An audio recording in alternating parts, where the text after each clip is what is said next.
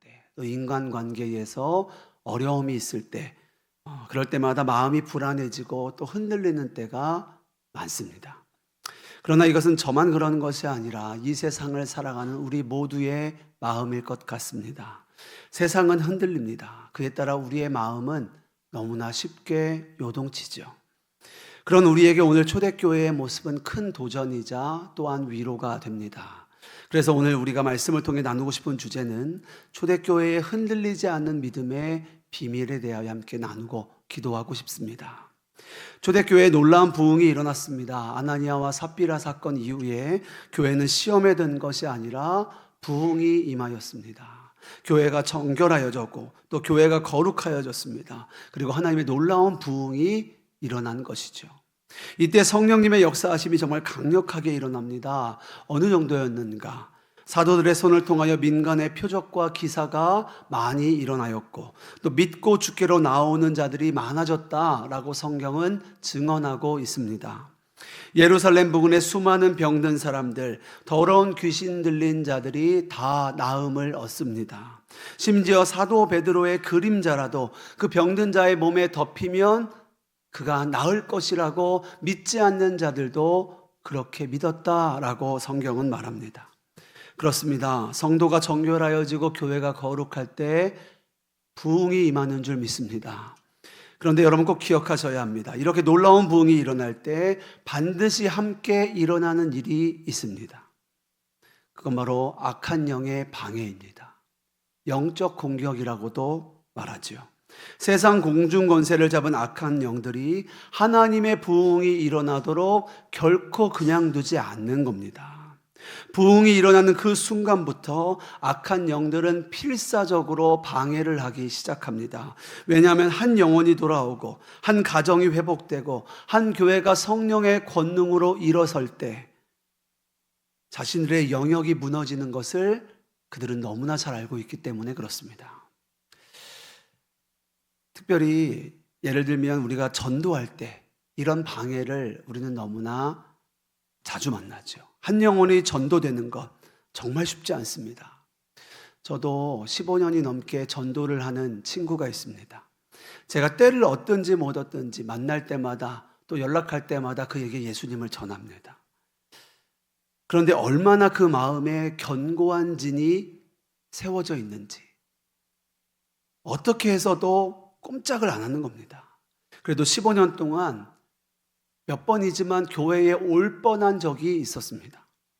그런데 그때마다 왜 자꾸 차가 망가지고 아이가 아프고 어떤 상황들이 생기는지 그 친구가 거짓말할 친구는 아니거든요. 한 영혼이 주께로 돌아오는 것이 정말 쉽지 않음을 보게 됩니다. 교회에서 선교를 떠날 때도 마찬가지고요. 교회에서 어떤 부흥 집회나 전도 집회를 할 때도 마찬가지입니다. 악한 영의 방해는 그 어느 때보다 집요하고 강력하게 하나님의 역사가 있을 때마다 있는 것을 보게 됩니다. 여러분 꼭 기억하십시오. 은혜와 시험은 같이 옵니다. 그리고 부흥과 핍박도 같이 옵니다. 예배 가운데 우리가 정말 충만한 은혜를 받게 되었을 때 그때 참 신기합니다. 그 은혜 뺏으려고 교회 문을 나서자마자 우리의 마음이나 심령의 상황을 통해 시험이 찾아오는 것을 우리는 보게 됩니다. 정말 그렇습니다. 하나님의 은혜가 부어질 때 사단의 시험이 따라오고 교회가 거룩하여질 때 세상의 반대와 공격이 거센 파도처럼 밀려듭니다. 이것을 이상하게 여길 것이 아닙니다. 오히려 당연한 일이죠. 하나님이 역사하시고 부흥이 시작되려니까 사단도 가만두지를 않는 겁니다. 오늘 본문도 보십시오. 초대교회가 정결해지고 성령의 권능이 임하자 그 바로 뒤이어서 무슨 일이 일어나는가? 교회가 핍박을 당하게 되는 겁니다. 그렇게 초대교회에 불일 듯 일어나는 이 놀라운 부흥이 사그라들 수 있는 그리고 무너질 수 있는 위기가 처해진 겁니다. 오늘 본문의 시작을 보면 지금 사도들과 교회에게 엄청난 위기가 닥쳤음을 보게 됩니다. 33절에 보면 대제사장들과 무리들은 불같이 진노하여 사도들을 없이하고자 하였다라고 말합니다. 죽이려 했다는 거죠. 그들이 어떤 커다란 죄를 지은 것 때문이 아닙니다. 그들이 전한 예수 그리스도의 복음 때문이었습니다. 우리 말씀 한번 보겠습니다. 사도행전 5장 29절에서 32절입니다. 우리 함께 읽겠습니다. 베드로와 사도들이 대답하여 이르되 사람보다 하나님께 순종하는 것이 마땅하니라. 너희가 나무에 달아 죽인 예수를 우리 조상의 하나님이 살리시고 이스라엘에게 회개함과 죄 사함을 주시려고 그를 오른손으로 높이사 임금과 구주로 삼으셨느니라. 우리는 이 일의 증인이요 하나님이 자기에게 순종하는 사람들에게 주신 성령도 그러하니라 하더라. 아멘. 이렇게 사도들이 복음을 담대히 전하자, 그리고 부흥이 시작되자 그들에게 가장 먼저 일어난 일이 무엇이라고요? 핍박이 시작됩니다. 박해가 시작됩니다. 그래서 사도들이 예수님 때문에 감옥에 갇히게 됩니다. 옥문을 든든하게 잠그고 그 밖을 옥졸들이 지켰습니다. 그런데 이게 웬일입니까? 한 옥졸이 안을 들여다보니까 그들이 온데간데 없이 사라져 있는 겁니다. 분명히 잡아다 넣었는데 말입니다. 어떻게 된 겁니까? 하나님이 감옥에 천사를 보내시어 그들을 꺼내신 줄 믿습니다. 자, 이렇게 하나님이 핍박과 박해 가운데에서도 보호하시고 또 그들을 빼내주셨으면 이제 그들은 어떻게 해야 하겠습니까? 하나님께 감사하고 어딘가 숨어 있어야 되는 거 아니겠습니까? 그런데 오늘 사도들은 어떻게 하는가? 여러분, 이것이 오늘 말씀의 결론이기도 한데요. 우리 42절입니다. 우리 42절 함께 읽겠습니다. 그들이 날마다 성전에 있든지 집에 있든지 예수는 그리스도라고 가르치기와 전도하기를 그치지 아니하니라. 아멘. 그들은 박해와 핍박이 있을지라도 더욱 예수를 가르치고 전하였습니다. 그것을 그치지 아니하더라라는 거예요. 여러분, 그렇습니다. 시험은 어떻게 이기는가? 끝까지 복음으로, 예수의 증인으로 살아내는 겁니다. 어떻게 진정한 부흥이 임하는가도 마찬가지입니다. 끝까지 예수가 그리스도임을 가르치고 전도하기를 그치지 말아야 하는 줄 믿습니다. 여러분, 흔들리지 마셔야 합니다. 우리가 굳건한 예수 그리스도의 복음, 그 반석 위에 서야 합니다. 그래야 흔들리지 않는 거예요. 반대로 우리가 왜 흔들리는지 아십니까? 예수 그리스도의 복음의 반석 위에 우리가 굳건하게 서 있지 못하기 때문인 거예요. 여러분, 우리가 교회를 왜 다닙니까? 예수 잘 믿으려고 교회 다니는 겁니다. 세상에서 성공하려고 오신 거라면, 어떤 좋은 말 들으려고 이 자리에 오신 거라면 잘못 오신 겁니다. 교회의 본질은 예수 그리스도입니다. 우리가 예수가 누구인지를 더 알기 위하여, 또 예수 그리스도를 전하기 위하여 모인 것이 교회인 줄 믿습니다. 이것이 분명하면 흔들리지 않는 거예요. 예수님이 싫어하시면 안 하고, 예수님이 기뻐하시는 일이라면 무슨 일이 있어도 하는 겁니다. 이 기준만 정확하면 되는 거예요. 그러면 흔들리지 않습니다. 여기서 흔들리지 않는다는 것은요, 아무런 문제와 어려움도 없는 그런 상태를 말하는 것이 아닙니다. 교회 안에도 문제가 생기고요, 교회 밖에서부터도 핍박과 박해가 일어납니다. 주님 뜻대로 살려고 하면은요, 반드시 문제도 핍박도 생기는 거예요. 그러나 흔들리지 않는 겁니다. 요동하지 않는 겁니다. 이것이 반석 위에 선 믿음인 거지요. 여러분, 한번 상상해 보십시오. 폭풍우가 치고 거센 파도가 밀려오는 방파제 바위 위에 두 다리를 뻗고 바다를 보고 서 있는 갈매기 한 마리를 상상해 보세요. 그 풍랑이 있는 바다를 보며 그 바위 위에 서 있는 갈매기. 여러분, 이것이 어찌 보면 그리스도인이 세상을 살아갈 때의 모습입니다. 비바람이 몰아치고 파도가 우리를 삼킬 것처럼 덮쳐오지만 그 갈매기는 흔들리지 않습니다. 그 이유가 무엇입니까? 흔들리지 않는 바위 위에 서 있기 때문이에요. 바위가 흔들리지 않기 때문에 그 위에 선 갈매기도 흔들리지 않는 겁니다. 사랑하는 여러분, 우리가 흔들리지 않는 이유도 마찬가지입니다. 우리의 믿음이 강해서가 아니에요. 우리의 의지가 강해서도 아닙니다. 우리가 흔들리지 않는 예수 그리스도, 그 반석 위에 서 있기 때문인 줄 믿습니다. 그럼 찬송가도 있잖아요. 이 몸의 소망 무언가 우리 주 예수뿐일세. 우리 주 예수밖에는 믿으리 아주 없도다. 그 다음 가사가 뭡니까? 굳건한 반석이시니 그 위에 내가 서리라. 그 위에 내가 서리라. 여러분, 그렇습니다. 이것이 우리의 믿음이 되어야 되는 거예요. 우리가 이 세상을 살아가며 흔들리지 않는 비결은 바로 여기 있습니다. 우리의 반석이 되시는 예수 그리스도 위에 서는 거예요.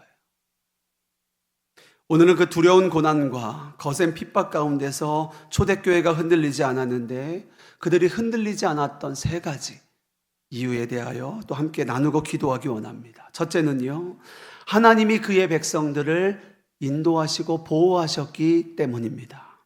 오늘 말씀에 보면은요, 그들이 사도들을 없이하고자 할 때에 한 사람이 일어납니다. 그가 누구인가? 율법 교사이자 바리새인이었던 가말리엘입니다. 그는 모든 사람에게 존경받는 자였어요. 예수님의 제자도 아니고 지지자도 아닙니다. 그런데 믿지 않는 그 사람의 입을 통하여 하나님은 상황을 완전히 역전시키십니다. 가말리엘이 이렇게 말하죠. 오늘 말씀 38절과 39절 우리 같이 읽겠습니다. 이제 내가 너희에게 말하노니 이 사람들을 상관하지 말고 버려두라. 이 사상과 이 소행이 이 사람으로부터 났으면 무너질 것이요 만일 하나님께로부터 났으면 너희가 그들을 무너뜨릴 수 없겠고 도리어 하나님을 대적하는 자가 될까 하노라 하니. 아멘. 하나님의 율법에 정통했던 가말리엘, 그는 사도들이 하는 그 예수 그리스도의 복음을 들으면서 무언가 느껴진 것이 있었던 것도 같습니다. 그는 이것을 내버려 두는 것이 최선이라고 생각했습니다. 가말리엘은 지난날에 있었던 드다의 사건과 갈릴리 유다의 사건을 예로 들어 설명합니다. 둘 다 세상을 뒤엎을 것처럼 대단했지만 그 두목들이 죽으니까 결국 사그라들고 말았다는 거죠. 예수운동, 복음운동도 두목인 예수가 죽었으니 결국 서서히 무너질 것이다 라는 겁니다. 그래서 제사장도 다른 사람들도 다 그 말을 받아들입니다. 그들은 이 일이 하나님께로부터 난 것이라고 조금도 생각하지 않았습니다. 그냥 내버려 두면 서서히 무너질 것이다 라고 생각했습니다. 그래서 사도들이 그 율법 교사 가말리엘의 도움을 받아 목숨을 건지게 됩니다. 채찍질만 당하고 다시는 예수의 이름으로 전하지 말라 금지당하고 풀려나게 된 거지요. 그렇습니다. 하나님께서 그의 백성과 그의 자녀들을 보호하신 겁니다. 감옥에 있는 그들을 천사를 보내어 풀려나게 하시고 예수님을 믿지도 않던 바리새인 율법교사 가말리엘을 통하여 그들을 풀려나게 하시는 거예요. 여기서 우리가 한 가지를 좀 더 보고 싶은데요. 가말리엘의 말을 통하여 성령께서 우리에게도 주시는 말씀이 있음을 깨닫기 원합니다. 가말리엘이 이런 말을 했습니다. 사람으로부터 났으면 무너질 것이요 만일 하나님께로부터 났으면 무너뜨릴 수 없으리라. 그가 말했어요. 여러분, 우리가 여전히 이 가말리엘의 수준에만 머무르지 말아야 합니다. 지켜보자는 거죠. 사람에게 났으면 무너질 거고 하나님께로부터 났으면 무너뜨릴 수 없을 것이다. 그에게 하나님께로부터 났다는 확신이 없는 겁니다. 그는 방관자적인 태도를 가졌습니다. 지켜보자는 거예요. 지금 여기 앉아 계신 성도님들 중에도 여전히 지켜보고 계신 분들 있으실 겁니다. 예수님을 정말 믿지 않고 있는 거죠. 정말 예수가 하나님의 아들인가? 정말 예수가 구원자 그리스도인가? 좀 지켜보자. 정말 하나님은 살아계신가? 하나님의 말씀대로 사는 것이 정말 복된 인생인가? 지켜보고 있는 거예요. 예수 믿는 것을 반대하지는 않지만 예수님을 정말 나의 주, 나의 왕으로 마음에 모시고 그의 말씀을 따라 세상을 살아갈 결단을 하기에는, 그렇게 살아내기에는 아직은 좀 이르지 않나? 라는 생각을 하는 거죠.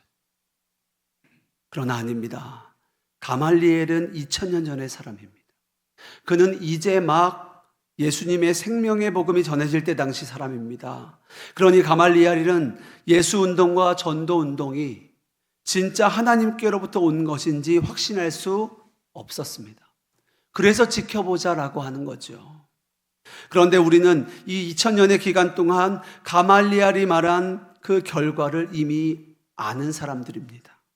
가말리엘이 내걸었던 조건은 이미 결론이 났습니다. 예수 운동, 또 복음 운동, 이것은 하나님께로부터 난 것이 맞습니까? 아닙니까? 맞지요. 우리가 증인입니다. 교회 역사를 보십시오. 유대인들의 박해, 또 로마 황제들의 박해, 공산당의 박해, 복음을 전파하지 못하게 하는 일들이 수도 없이 일어났지만, 그리고 지금도 일어나고 있지만, 복음은 무너지지 않고 오히려 왕성하게 전파되어 오늘 지금 여기 우리에게까지 전하여진 줄 믿습니다.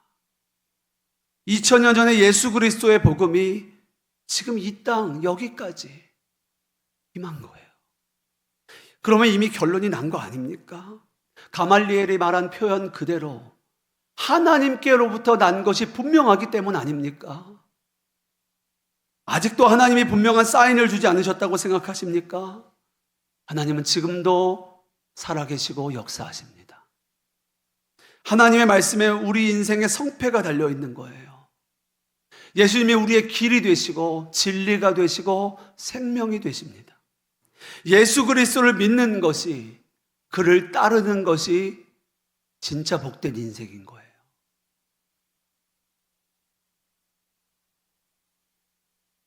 그 말씀을 따르는 자, 예수 그리스도를 정말 믿고 그의 삶에서 순종하는 자, 그는 하나님이 보호하시고 지키시는 거예요. 책임지시는 겁니다. 여러분, 오늘 마음을 정하시길 원합니다. 하나님은 그의 백성을 신실하게 인도하시고 보호하시고 책임지십니다. 반드시 그리하세요. 우리가 주님을 믿고 정말 주님을 따를 때 주님은 우리를 살리시는 거예요. 다음 두 번째, 그들이 흔들리지 않았던 이유는 성령 하나님이 함께하고 계심을 정말 믿었기 때문입니다. 오늘 사도들의 모습을 보면서 가장 이해가 안 되는 말씀이 41절 말씀입니다. 우리 함께 읽겠습니다. 사도들은 그 이름을 위하여 능력받는 일에 합당한 자로 여기심을 기뻐하면서 공회 앞을 떠나니라. 아멘. 여러분, 이 말씀이 바로 이해가 되십니까? 예수님 때문에 감옥에 갇혔어요. 예수님 때문에 죽을 뻔하였습니다. 다행히 죽진 않았지만 채찍을 맞았어요. 그리고 이제 노임당했습니다. 그런데 이들의 반응이 무엇입니까? 그 이름을 위하여 능욕받는 일에 합당한 자로 여기심을 기뻐하였다라는 거예요. 이게 무슨 말이죠? 어떻게 이런 태도가 가능합니까? 어떻게 고난을 기쁨으로 받을 수 있냔 말이에요. 사도들은 고난을 당하면서 이런 생각을 했을 수도 있습니다.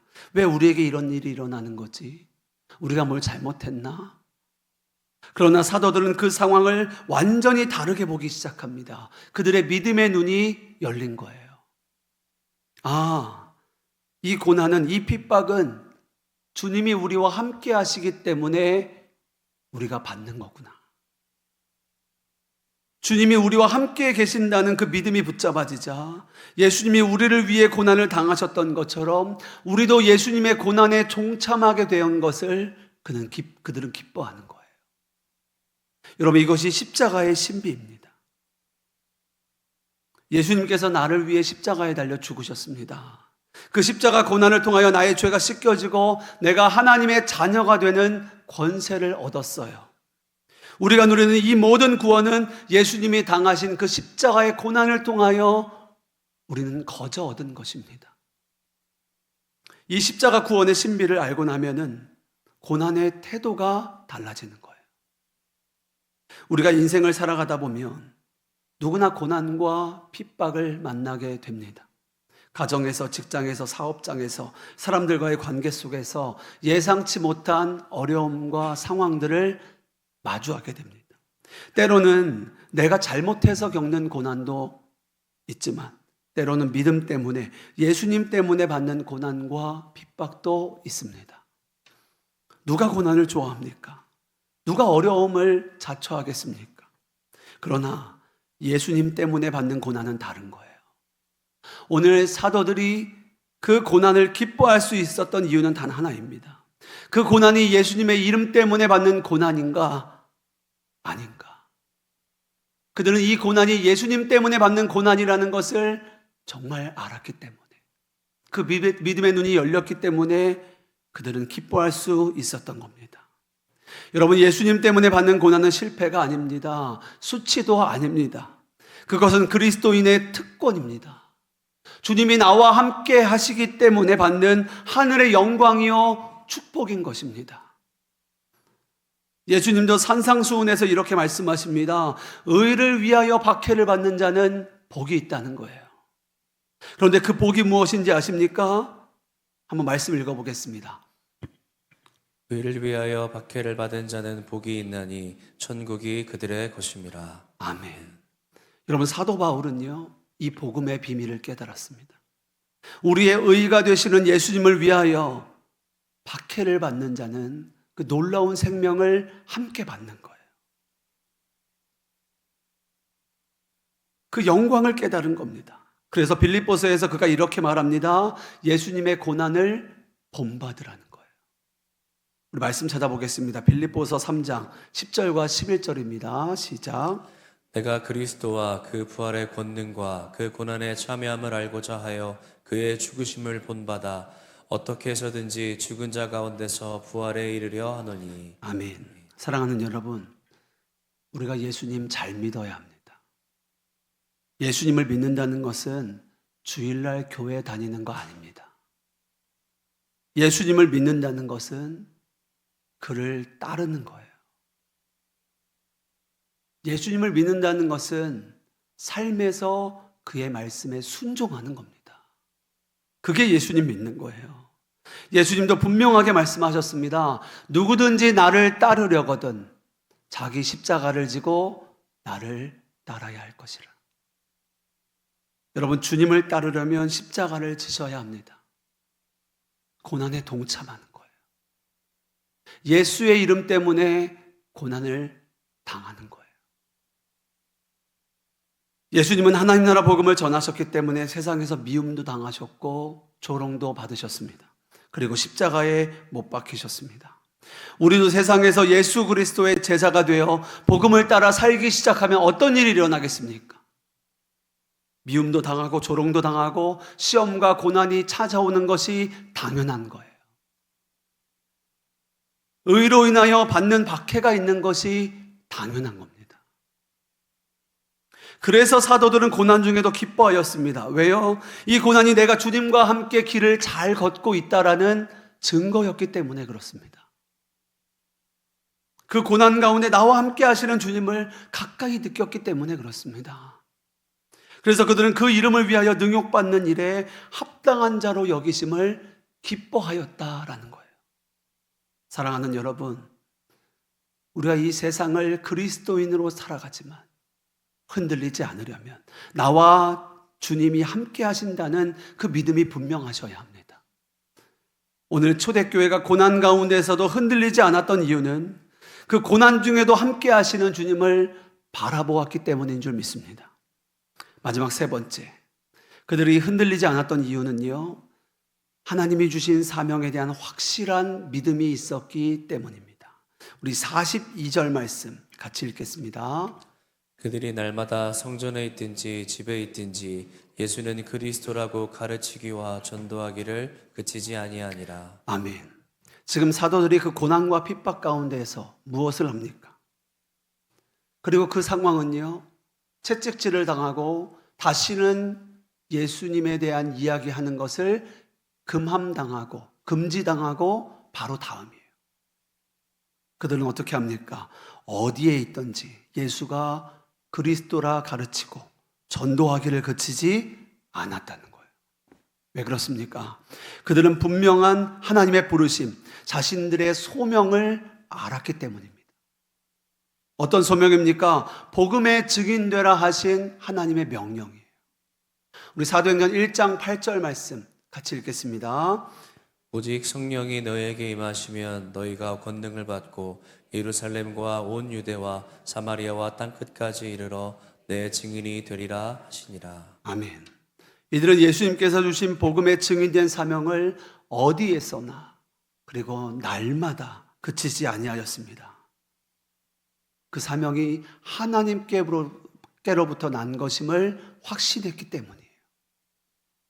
여러분, 사명은 사람이 만들어내는 열정이 아닙니다. 상황이 좋을 때, 기분이 내킬 때, 그럴 때 하는 것이 사명 아닙니다. 하나님이 맡기신 사명은요, 소명은요, 어떤 핍박과 시험이 찾아올지라도 복음으로 살기를 그치지 아니하는 것이 사명자입니다. 하나님의 부르심이에요. 여러분, 교회가 언제 흔들리는지 아십니까? 사명을 행하지 않을 때 교회가 흔들립니다. 교회가 예수 그리스도를 가르치고 예수 그리스도를 전하는 것보다 다른 것에 집중하기 시작하면 교회도 흔들리는 거예요. 성도도 마찬가지입니다. 내가 예수 그리스도를 위하여 사는 삶보다 다른 것에 집중하기 시작할 때 성도도 흔들리는 거예요. 반대로 사명이 분명하면 흔들리지 않습니다. 환경이 아무리 흔들어도, 아무리 사람의 말이 아무리 요동쳐도, 내 삶의 형편은 아무리 어렵고 지쳐도 사명이 분명하면 결코 흔들리지 않습니다. 그렇습니다. 초대교회는 날마다 어디에 있든지 복음의 증인된 사명을 감당한 줄 믿습니다. 그래서 흔들리지 않았던 거예요. 날마다 예수 그리스도를 가르치고 전하기를 그치지 아니하니라. 사랑하는 여러분, 초대교회에 불일 듯 일어난 예수운동, 복음운동도 무너질 뻔하였습니다. 눈앞에 보여지는 현실은, 그리고 상황은 교회가 무너질 수 없는 것처럼 보여졌습니다. 그러나 하나님께서 이 복음운동이 무너지지 않도록 막아주십니다. 한 번은 감옥의 천사들을 보내어 그들을 꺼내어 주시고, 그리고 유대교 사람들로부터 존경받는 율법교사 가말리아를 통하여 하나님이 역사하십니다. 그리고 하나님께서는 초대교회와 성도들에게 주님이 함께 하신다라는 믿음을 주실 뿐 아니라 하나님의 부르심에 대한 믿음을 주십니다. 그리고 이 일을 통하여 하나님의 나라가 계속하여 부흥하고 흥왕케 되어지는 거예요. 사랑하는 여러분, 여러분은 정말 흔들리지 않는 복음의 반석 위에 여러분 자신을 세우고 있으십니까? 우리 교회는 정말 흔들리지 않은 예수 그리스도를 가르치는 일과 전하는 일에 힘쓰고 있습니까? 여러분, 우리가 정말 두려워해야 할 것은 무너질 것에 우리의 인생을 세워두고 있는 거예요. 마태복음 7장에 보면 모래 위에 집을 지은 어리석은 자에 대한 이야기가 나옵니다. 우리 한번 찾아보겠습니다. 마태복음 7장 26절과 27절입니다. 나의 이 말을 듣고 행하지 아니하는 자는 그 집을 모래 위에 지은 어리석은 사람 같으리니 비가 내리고 창수가 나고 바람이 불어 그 집에 부딪힘에 무너져 그 무너짐이 심하니라. 아멘. 세상 모든 사람들은 흔들리지 않는 집을 짓고 싶어 합니다. 그래서 돈을 모으고 사람을 붙잡고 명예를 얻으려고 합니다. 흔들리지 않으려고 하는 거예요. 그렇게 자기 인생을 나름대로 열심히 계획하고 애쓰고 잘 세우려고 살았는데 비가 오고 창수가 날 때 무너져 버린다면, 마지막에 가서 무너져 버린다면 얼마나 억울하고 허무하고 두렵겠습니까? 사랑하는 여러분, 흔들리지 않는 반석 위에 여러분의 집을 지으셔야 돼요. 여러분의 삶을 세우셔야 합니다. 여러분의 다리는 어디 위에 서 계십니까? 여러분이 못 들은 것도 아니었고 하나님의 부름이 없었던 것도 아니었고 하나님의 택하심이 없었던 것도 아니었습니다. 그런데 그때 내가 믿지 못하고 내가 순종하지 못하여서 결국은 무너지고 말았다면 얼마나 억울하고 비통한 일입니까? 얼마나 안타깝고 슬픈 일입니까? 몰랐다면 모르겠으나 이미 알았고 듣기도 하였고 권면도 받았고 기회도 있었다면 얼마나 원통하겠습니까? 우리 인생은 결국 두 가지로 나뉩니다. 흔들리는 인생과 흔들리지 않는 인생입니다. 여러분은 어떤 인생을 살고 싶으십니까? 하나님의 말씀대로 살지 못하면 세상에 끌려다니는 인생인 거예요. 하나님의 사명을 따라 살지 아니하면 세상에 끌려다니는 삶인 겁니다. 그러면 언제 흔들리지 않게 됩니까? 우리가 정말 주님을 믿고 따를 때, 주의 말씀을 듣고 그 말씀에 순종하며 살아가기 시작할 때 우리는 흔들리지 않는 인생이 되는 줄 믿습니다. 말씀을 정리하겠습니다. 하나님의 부흥이 시작되고 핍박도 같이 옵니다. 그러나 그 어떤 시험도 핍박도 교회를 흔들지 못합니다. 하나님의 부흥을 막지 못합니다. 왜 그렇습니까?